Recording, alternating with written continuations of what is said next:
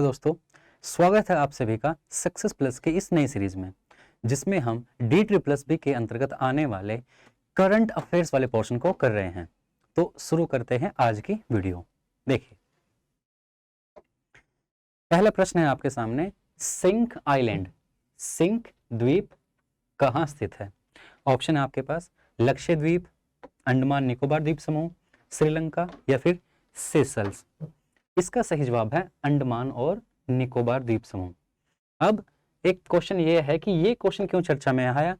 इसका चर्चा में आने का रीजन यह है कि हाल ही में भारतीय तटरक्षक बल ने सिंक आइलैंड के पास डूबते हुए एक जहाज से 9 सदस्यों को बचाया है, इसीलिए सिंक द्वीप चर्चा में है। एक और पॉइंट कि यह एक निर्जन द्वीप है। निर्जन का मतलब होता है जहां पे जनसंख्या बहुत कम या फिर ना के बराबर हो। और एक और कि अगर किसी को यहाँ पर घूमना है, पर्यटकों को यहाँ पर जाना है, तो उसके लिए उनको भारत सरकार से विशेष परमिशन लेनी होती है। आप एक बार इसकी पोजीशन देख लीजिए, ये है हमारा अंडमान और निकोबार द्वीप समूह, ठीक है। इसमें ये रटलैंड आइलैंड के दक्षिण में ये जो हिस्सा है ना, ये वाला, ये है सिंक आइलैंड। और इसमें भी ये जो ऊपर वाला है, इसका नाम है नॉर्थ सिंक आइलैंड, और जो नीचे वाला है इसका नाम है साउथ सिंक आइलैंड। अगला क्वेश्चन देखते हैं। अगला क्वेश्चन है, वर्ष 1975 में किस दिन आपातकाल लगाया गया था? आपके ऑप्शन है 25 जून, 26 जून, 27 जून या फिर 28 जून। इसका सही जवाब है 25 जून को। इसमें एक दो बातें और देख लो। पहला कि 2021 को इस आपातकाल को लगे हुए हो चुके हैं 46 साल। आगे देखते हैं।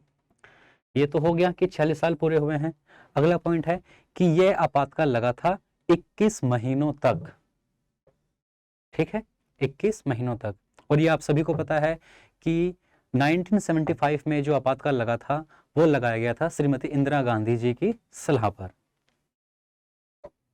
अगला क्वेश्चन है, सीबीआई के नए डायरेक्टर कौन बने हैं? सीबीआई के नए डायरेक्टर कौन बने हैं? देखिए, ऑप्शन आपके पास VSK कौमुदी, राकेश अस्थाना, सुबोध कुमार जायसवाल या फिर कुमार राजेंद्र चंद्र। इसका सही जवाब है सुबोध कुमार जायसवाल। देखिए, इनका जो कार्यकाल होगा वो होगा 2 साल का। और अगर बात की जाए कि सुबोध कुमार जायसवाल जी हैं कौन, तो ये 1985 बैच के IPS ऑफिसर हैं। साथ ही ये महाराष्ट्र के पुलिस महानिदेशक भी रह चुके हैं। अगला क्वेश्चन है, गुलेर्मो लासो किस देश के नए राष्ट्रपति बने हैं? ऐसे क्वेश्चन जो होते हैं कि किस देश का कौन राष्ट्रपति बना है या प्रधानमंत्री बना है, उनको थोड़ा ध्यान से याद कर लीजिए। ऐसे क्वेश्चन के एग्जाम में आने की संभावना ज्यादा होती है। तो आपके ऑप्शन है इसमें इक्वाडोर, न्यूजीलैंड, जिम्बाब्वे या फिर दक्षिण अफ्रीका। और इसका सही जवाब है इक्वाडोर। गुलेर्मो लासो हाल ही में इक्वाडोर के राष्ट्रपति बने हैं। इक्वाडोर एक दक्षिण अमेरिका में देश है, ठीक है। इसकी राजधानी क्विटो। आगे देखिए, अगला क्वेश्चन है, बंकिम चंद्र चट्टोपाध्याय की जयंती कब मनाई जाती है? आपके ऑप्शन है 26 जून, 27 जून, 28 जून या फिर 29 जून। इसका सही जवाब है 27 जून। 27 जून को बंकिम चंद्र चट्टोपाध्याय की जयंती मनाई जाती है। अगर जहां तक इनके जन्म की बात है तो उनका जन्म हुआ था पश्चिम बंगाल के 24 परगना जिले में। लेकिन जो आपको याद रखना है वो ये रखना है, ये आपको पता होगा कि वंदे मातरम की रचना बंकिम चंद्र चट्टोपाध्याय जी ने ही की है। और इनका सबसे महत्वपूर्ण उपन्यास है आनंद मठ, और आनंद मठ से ही वंदे मातरम लिया गया है। आनंद मठ से ही वंदे मातरम लिया गया है। आगे देखिए, अगला क्वेश्चन है, NTPC ने 2032 तक कितनी नवीकरणीय ऊर्जा क्षमता स्थापित करने का लक्ष्य रखा है? तो नवीकरणीय को हम कहते हैं रीन्यूएबल एनर्जी। ऑप्शन आपके पास 40 गीगावाट, 50 गीगावाट, 60 गीगावाट या फिर 70 गीगावाट। इसका सही जवाब है 60 गीगावाट। और एनटीपीसी के बारे में आपको एक और चीज पता होनी चाहिए कि ये भारत की सबसे बड़ी बिजली निर्माता कंपनी है। भारत की सबसे बड़ी बिजली निर्माता कंपनी है। ठीक है भाई, ये हो गया, सबसे बड़ी है 60 गीगावाट। आगे देखिए, भारत के पूर्व प्रधानमंत्री पीवी नरसिम्हा राव की जयंती 28 जून को मनाई जाती है। ठीक है, क्वेश्चन ये है कि 28 जून को उनकी यह है कौन सी वर्षगांठ या फिर कौन सी जयंती मनाई जा रही है। देखिए ऑप्शन है 105वीं, 110वीं, 100वीं या फिर 95वीं। इसका सही जवाब है 100वीं। 28 जून को पीवी नरसिम्हा राव जी की 100वीं जयंती मनाई जा रही है। और अगर हम देखें कि ये प्रधानमंत्री कब रहे हैं, तो ये प्रधानमंत्री रहे थे 1991 से 1996 के बीच। ये हो गया।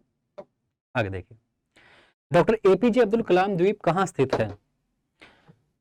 डॉक्टर एपीजे अब्दुल कलाम द्वीप कहां स्थित है। आपके ऑप्शन है बंगाल की खाड़ी, लक्षद्वीप द्वीप, अंडमान निकोबार द्वीप समूह या फिर प्रशांत महासागर। इसका सही जवाब है बंगाल की खाड़ी। अब फिर क्वेश्चन ये उठता है कि ये चर्चा में क्यों है, डॉक्टर एपीजे अब्दुल कलाम द्वीप चर्चा में क्यों है। तो देखिए, इसका चर्चा में होने का रीजन है हाल ही में अग्नि पी मिसाइल का डॉक्टर एपीजे अब्दुल कलाम द्वीप से सफल परीक्षण किया गया है, सफल फ्लाइट परीक्षण किया गया है। अब जिनको नहीं पता अग्नि पी मिसाइल क्या है, तो अग्नि मिसाइल श्रेणी जो है, अग्नि मिसाइल सीरीज, उसी का ही एक उन्नत संस्करण है अग्नि पी मिसाइल। ये हो गया कि अग्नि पी मिसाइल का सफल परीक्षण किया है। इसकी जो मारक क्षमता है वो होगी 1000 से 2000 किलोमीटर के बीच। इसमें जो आपको एक और महत्वपूर्ण पॉइंट याद रखना है वो ये कि जो अग्नि पी मिसाइल है ये परमाणु सक्षम बैलिस्टिक मिसाइल है, मतलब कि परमाणु हथियार ले जाने में सक्षम है। आगे देखिए, अगला प्रश्न है राष्ट्रीय सांख्यिकीय दिवस कब मनाया जाता है। आपके पास ऑप्शन है 27 जून, 28 जून, 29 जून या फिर 30 जून। इसका सही जवाब है 29 जून। राष्ट्रीय सांख्यिकीय दिवस 29 जून को मनाया जाता है। इसमें भी एक पॉइंट आपको याद होना चाहिए कि ये क्यों मनाया जाता है। भारत के महान अर्थशास्त्री थे, रहे हैं पीसी महालानोबिस, तो उनके जन्मदिन के उपलक्ष्य में राष्ट्रीय सांख्यिकीय दिवस मनाया जाता है। हो गया, पीसी महालानोबिस की जयंती के अवसर मनाया जाता है। और इन्होंने किया क्या था, इन्होंने राष्ट्रीय सांख्यिकीय प्रणाली की स्थापना में बहुत महत्वपूर्ण योगदान दिया था पीसी महालानोबिस ने। अगला क्वेश्चन है 2020-21 में भारत का सबसे बड़ा क्रूड पाम ऑयल निर्यातक कौन सा देश बन गया है। मतलब भारत किस देश से सबसे अधिक मात्रा में क्रूड ऑयल आयात करता है। तो आपके ऑप्शन है इंडोनेशिया, सऊदी अरब, मलेशिया या फिर दक्षिण अफ्रीका। अभी कुछ समय पहले तक इसका जवाब था इंडोनेशिया, लेकिन हाल ही में मलेशिया ने इंडोनेशिया को पीछे छोड़ते हुए भारत को सबसे अधिक क्रूड पाम ऑयल का निर्यात किया है। इसीलिए इस क्वेश्चन का आंसर भी हुआ मलेशिया।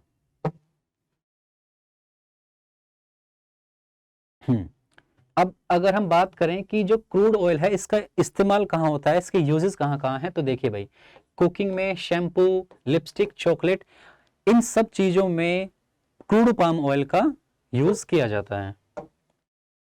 अगला क्वेश्चन है रिलायंस ने हाल ही में किस कंपनी के साथ मिलकर सबसे सस्ता स्मार्टफोन लॉन्च करने की घोषणा की है। तो आपके ऑप्शन है गूगल, माइक्रोसॉफ्ट, सैमसंग या फिर एप्पल। इसका सही जवाब है गूगल।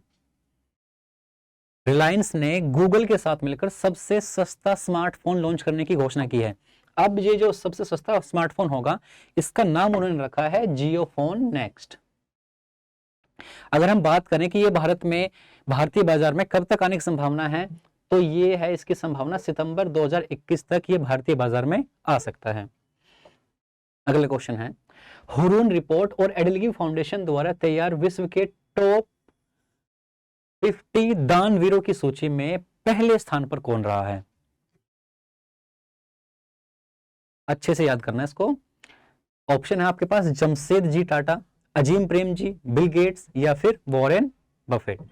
इसका सही जवाब है जमशेद जी टाटा को टॉप 50 दानवीरों की सूची में प्रथम स्थान मिला है।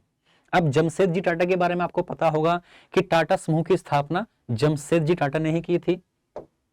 देखिए भाई, तो ये जो दानवीरों की सूची तैयार की गई है, ये की गई है पिछले 100 सालों के आधार पर। और अगर हम बात करें कि उन्होंने कितनी संपत्ति अभी तक दान में दी है, तो 102 अरब डॉलर से ज्यादा संपत्ति टाटा समूह ने अभी तक दान में दी है। इस लिस्ट में सेकंड नंबर पर आए हैं बिल गेट्स और मेलिंडा, उसके बाद थर्ड पे है हेनरी वेलकम, फोर्थ पर हैं हार्वर्ड ह्यूजेस और फिफ्थ पर हैं वॉरेन बफेट। आगे देखिए, टोक्यो ओलंपिक 2020 के लिए भारत का आधिकारिक ओलंपिक थीम सॉन्ग कौन सा है? इंपॉर्टेंट क्वेश्चन है, आपको जरूर पता होना चाहिए। इसमें आपके पास ऑप्शन है जय हो, चक दे इंडिया, लक्ष्य तेरा सामने है या फिर वक्का वक्का। इसका सही जवाब है लक्ष्य तेरा सामने है। सॉन्ग को टोक्यो ओलंपिक 2020 के लिए भारत का आधिकारिक सॉन्ग घोषित किया गया है। अब एक प्रश्न ये उठता है कि इसको टोक्यो ओलंपिक 2020 क्यों लिखा है जबकि ये 2021 में हो रहे हैं? तो जो ये निर्धारित थे ये थे 2020 के लिए, लेकिन कोरोना महामारी की वजह से इनको 2020 से 2021 के लिए पोस्टपोन कर दिया गया था। इसीलिए 2021 में जुलाई में 23 जुलाई से 8 अगस्त के बीच में ये हो रहे हैं। ये भी आप जरूर याद रखना कि ये कब से कब हो रहे हैं। तो 23 जुलाई से 8 अगस्त 2021 के बीच में होंगे टोक्यो ओलंपिक। और ये जो सॉन्ग था लक्ष्य तेरा सामने है, इससे आवाज दी है सिंगर मोहित चौहान जी ने। आगे देखिए, अगला क्वेश्चन है, हाल ही में किस राज्य सरकार द्वारा 2 चाइल्ड पॉलिसी लाने की घोषणा की गई है या फिर फैसला किया गया है? ऑप्शन देखिए, हरियाणा, तमिलनाडु, आंध्र प्रदेश या फिर उत्तर प्रदेश। इसका सही जवाब है उत्तर प्रदेश सरकार ने 2 चाइल्ड पॉलिसी लाई जाएगी उत्तर प्रदेश में। और इससे पहले भी, उत्तर प्रदेश से पहले भी 2 चाइल्ड पॉलिसी भारत के कई राज्यों में चल रही है। जैसे वो कौन कौन से राज्य हैं? देखिए भाई, मध्य प्रदेश में 2001 से ये पॉलिसी लागू है, राजस्थान में 2002 से ये पॉलिसी लागू है और महाराष्ट्र और गुजरात में 2005 से ही यह नीति लागू है। अब ये 2 चाइल्ड पॉलिसी है क्या? तो इसको लिखा है यहां पर कि सरकारी सुविधाओं का लाभ 2 से अधिक बच्चे वाले परिवारों को नहीं दिया जाएगा या फिर उनको वरीयता नहीं दी जाएगी। और सरकारी नौकरियां या फिर राज्य सरकार की जो नौकरियां हैं उनमें भी जिनके 2 बच्चे होंगे उनको प्राथमिकता देने की संभावना है। आगे देखिए, अगला क्वेश्चन है, उत्तर प्रदेश सरकार द्वारा नोएडा में जो शूटिंग रेंज है उसका नाम किसके नाम पर रखने का फैसला लिया गया है? आपके ऑप्शन है मिल्खा सिंह जी का भी हाल ही में निधन हो गया, चंद्रो तोमर, इनका भी हाल ही में निधन हुआ है, लाल कृष्ण आडवाणी या फिर अरुण जेटली। तो इसका सही जवाब है चंद्रो तोमर जी। इनके नाम पर नोएडा में जो शूटिंग रेंज है उसका नाम रखने का फैसला लिया गया है। इनके ऊपर एक फिल्म भी बनी थी, आपको पता होगा शायद, सांड की आंख। और इनका जो नाम है वो शूटर दादी के नाम से ज्यादा मशहूर हैं ये। इनकी मृत्यु हुई है कोरोना के कारण। अगला क्वेश्चन है, हाल ही में किस देश ने पहली बार वर्ल्ड टेस्ट चैंपियनशिप का फाइनल जीता है? इंग्लैंड, भारत, न्यूजीलैंड या फिर ऑस्ट्रेलिया? ये भी क्वेश्चन खेल जगत के भी जितने भी प्रश्न होते हैं वो भी एग्जाम में आने की संभावना उनकी ज्यादा होती है। तो तो इसका सही जवाब है न्यूजीलैंड। और जहां तक हम बात करते हैं पहली वर्ल्ड टेस्ट चैंपियनशिप का, तो इसकी शुरुआत हुई थी 2019 में और इसका फाइनल मैच खेला गया है 2021 में। इसमें जो टॉप 3 टीम्स रही हैं, पहले स्थान पर आपको पता है कि न्यूजीलैंड है, दूसरे नंबर पर आई है इंडिया भारत, और तीसरे स्थान पर है ऑस्ट्रेलिया। और इस सीरीज में आप 2 नाम जरूर याद रखना कि जो काइल जेमिसन है उनको प्लेयर ऑफ द मैच मिला है लास्ट मैच में, और जो केन विलियमसन है इनको प्लेयर ऑफ द सीरीज चुना गया है। केन विलियमसन को प्लेयर ऑफ द सीरीज और काइल जेमिसन को प्लेयर ऑफ द मैच। अगला क्वेश्चन है, किस पूर्व ओलंपिक पदक विजेता को दिल्ली खेल विश्वविद्यालय का पहला उपकुलपति मतलब वाइस चांसलर नियुक्त किया गया है? पूर्व ओलंपिक पदक विजेता। अब देखिए ऑप्शन, राज्यवर्धन सिंह राठौर, मिल्खा सिंह, कर्णम मल्लेश्वरी या फिर अभिनव बिंद्रा। इसका सही जवाब है कर्णम मल्लेश्वरी जी को दिल्ली स्पोर्ट्स यूनिवर्सिटी का वाइस चांसलर नियुक्त किया गया है। आपको यहां पर यह जरूर पता होना चाहिए कि जो कर्णम मल्लेश्वरी जी हैं उनका संबंध किस स्पोर्ट्स से है, तो उनका संबंध है वेट लिफ्टिंग से, भारोत्तोलन से। और इन्होंने वर्ष 2000 में सिडनी ओलंपिक में ब्रॉन्ज मेडल जीता था या फिर कांस्य पदक जीता था। अगला प्रश्न है, भारतीय मूल के प्रदीप सिंह टिवाना को किस देश में जज नियुक्त किया गया है? प्रदीप सिंह टिवाना को किस देश में जज नियुक्त किया गया है? ऑप्शन है आपके पास संयुक्त राज्य अमेरिका, कनाडा, ऑस्ट्रेलिया या फिर इंडोनेशिया। इसका सही जवाब है ऑस्ट्रेलिया। ऑस्ट्रेलिया में प्रदीप सिंह टिवाना को जज की नियुक्ति दी गई है। अभी हमने कुछ दिन पहले पढ़ा था कि कनाडा के सुप्रीम कोर्ट में भी भारतीय मूल के महमूद जमाल को सुप्रीम कोर्ट में जज के रूप में नियुक्त किया गया था। तो ये दोनों पॉइंट आप जरूर याद रखना, महमूद जमाल को किया गया है कनाडा के कोर्ट में, ठीक है, और प्रदीप सिंह टिवाना को किया गया है ऑस्ट्रेलिया के कोर्ट में जज नियुक्त। अगला क्वेश्चन है, 25 जून 1975 25 जून 1975 को लगे राष्ट्रीय आपातकाल को 2021 में 40 वर्ष हो गए हैं। बिल्कुल हमने इसकी चर्चा की है। तो क्वेश्चन ये है कि अब तक भारत में कितनी बार आपातकाल लगाया गया है? आपके ऑप्शन है 1 बार, 2 बार, 3 बार या फिर 4 बार। इसका सही जवाब है 3 बार। अब देखिए, अब ये भी साथ में यहां पर ये भी देख लीजिए कि जो 3 बार आपातकाल लगाया है वो कब कब लगाया गया है। पहली बार आपातकाल लगाया गया था 1962 में, जब इंडिया चाइना वॉर हो रहा था। दूसरी बार आपातकाल लगा है 1971 में, इंडिया पाकिस्तान युद्ध। और तीसरा आपातकाल लगा है 1975 में, जो इंदिरा गांधी जी की सलाह से लगाया गया था, और इसका रीजन दिया गया था आंतरिक अशांति। आंतरिक अशांति के आधार पर यह आपातकाल लगाया गया था। आपातकाल के बारे में 1-2 पॉइंट आपको और पता होना चाहिए कि भारत में कितने तरह के आपातकाल लगते हैं, तो एक बार इसे भी देख लेते हैं।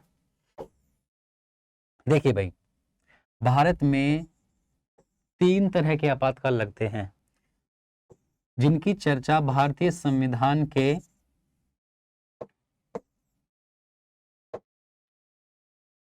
आर्टिकल 352, 356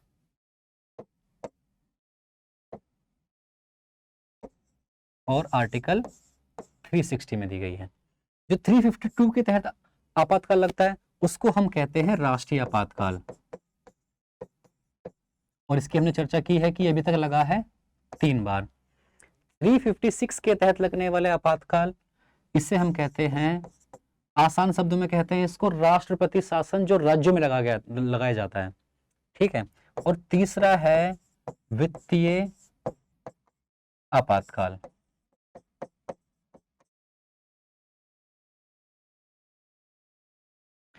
एक महत्वपूर्ण बात आपको जो याद रखनी चाहिए कि भारत में आज तक वित्तीय आपातकाल नहीं लगाया गया है।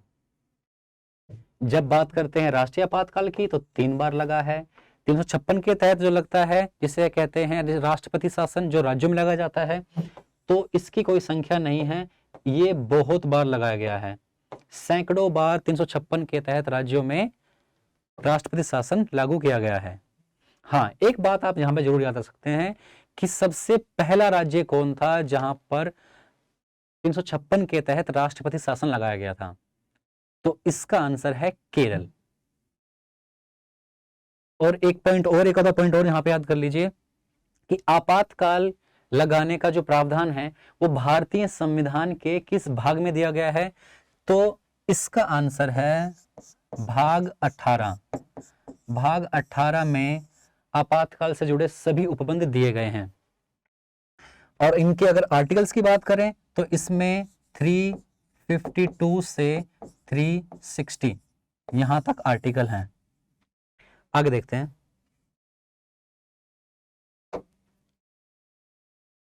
21 महीने तक चला था, 3 बार ये हम चर्चा कर चुके हैं, और ये भी 352 के तहत लगाया जाता है।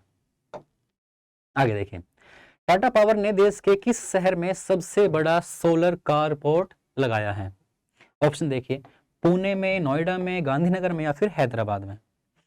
तो इसका सही जवाब है पुणे। अब पहले आप ये भी देख लो कि कारपोर्ट होता क्या। हाँ देखिए भाई, जैसे यहाँ पे लिखा है ना कि जैसे जहां पर हवाई जहाज आकर खड़े होते हैं तो उसे हम कहते हैं एयरपोर्ट, ऐसे ही कारों को खड़ी करने की एक बहुत बड़ी जगह, तो उसको हम कहेंगे कारपोर्ट।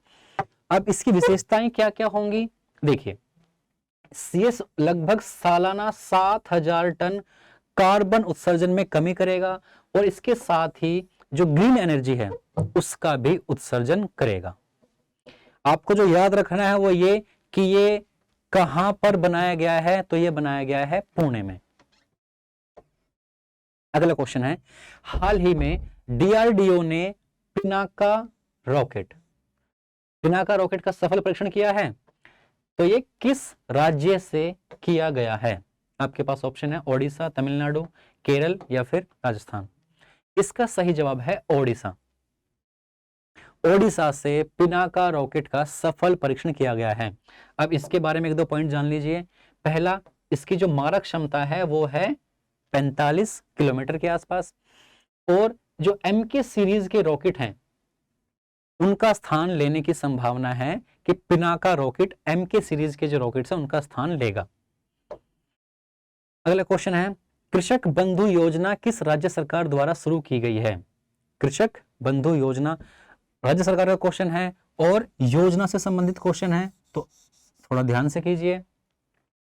ऐसे क्वेश्चंस की आने की संभावना एग्जाम्स में थोड़ा ज्यादा होती है।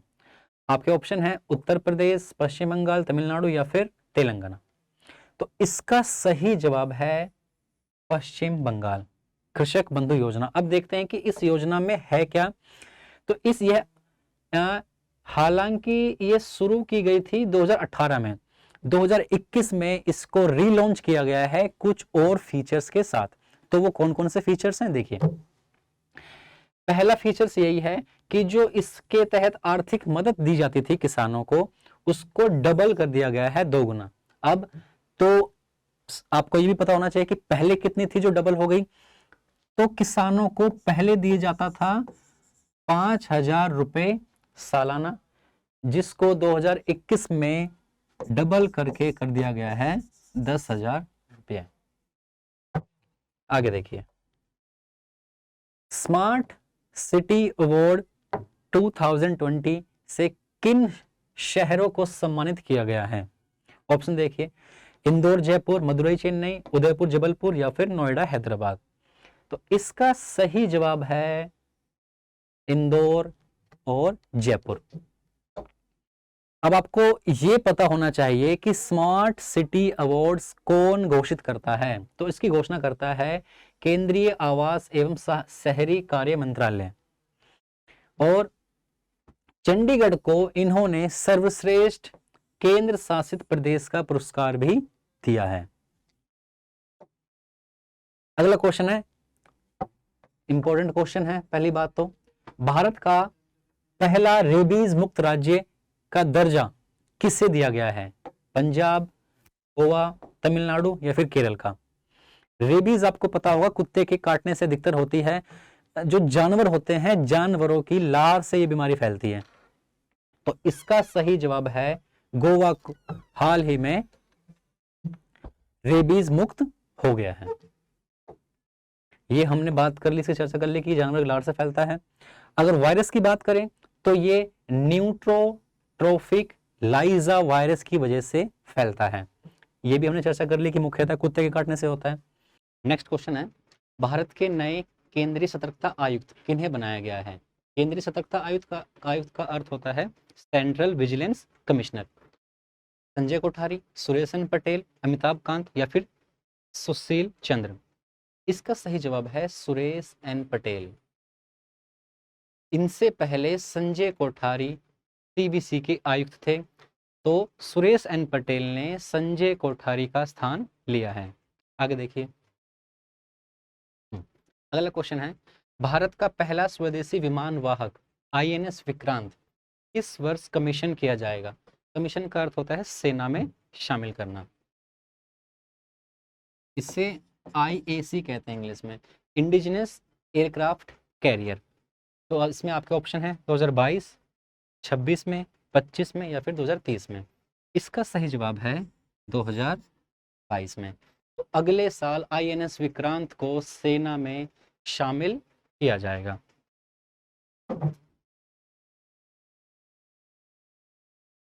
IAC-1 भी कहते हैं। अभी IAC मैंने अभी आपको बताया था, ये क्या है? इंडिजिनस एयरक्राफ्ट कैरियर, और इसका निर्माण किया है कोचीन शिपयार्ड द्वारा। दोस्तों, अगर आपको सक्सेस प्लस की यह नई सीरीज पसंद आ रही है तो आप वीडियो को लाइक करने के साथ साथ चैनल को सब्सक्राइब जरूर कीजिए। मिलेंगे आपसे ऐसे ही अगली वीडियो में। तब तक जय हिंद, जय भारत।